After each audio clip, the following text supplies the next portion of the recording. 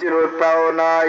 হে বাঙাল পাড়ার মুসলমান, আমার জন্মস্থান কার্তিকপুর শান্তিপুর মাইতি যদি জরিপ করি রে, অন্তত পক্ষে 1 ডজন জোয়ান যুবক যৌবন নিয়ে ঘুমিয়ে গেছে।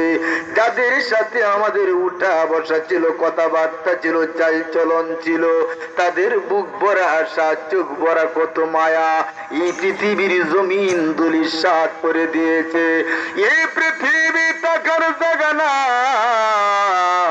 আল্লাহর দেওয়া হায়াত বড় এক দামি দৌলতের নাম। হিন্দু বলেন, বৌদ্ধ বলেন, খ্রিস্টান বলেন, আর যাই বলেন না কেন, সবাই এই কথার উপরে একমত, এই পৃথিবী থাকার জায়গা না, এই পৃথিবীতে থাকতে পারবা না, এই পৃথিবীতে কোনো বাদশাও থাকতে পারে না, এই পৃথিবীর কোনো নাজ নিয়ামত, টাকা পয়সা, ধন দৌলত কিছুই তোমার কবরে যাবে না। এই জন্য বাদশা জুলকারনাইন মরার সময় কাপড়ের বাহিরে 2টা হাত রেখে দিছে পৃথিবীর মানুষ দেখাইবার লাগি। ও পৃথিবীর মানুষ, রাত্রেও খালি দুনিয়া দুনিয়া, দিনের বেলাও দুনিয়া দুনিয়া, জহুরের সময় দুনিয়া, আসরের সময় দুনিয়া, মাগরিবের সময় দুনিয়া, রাত্রে ঘুমায় শুধু দুনিয়া দুনিয়া। এ পৃথিবীর মানুষ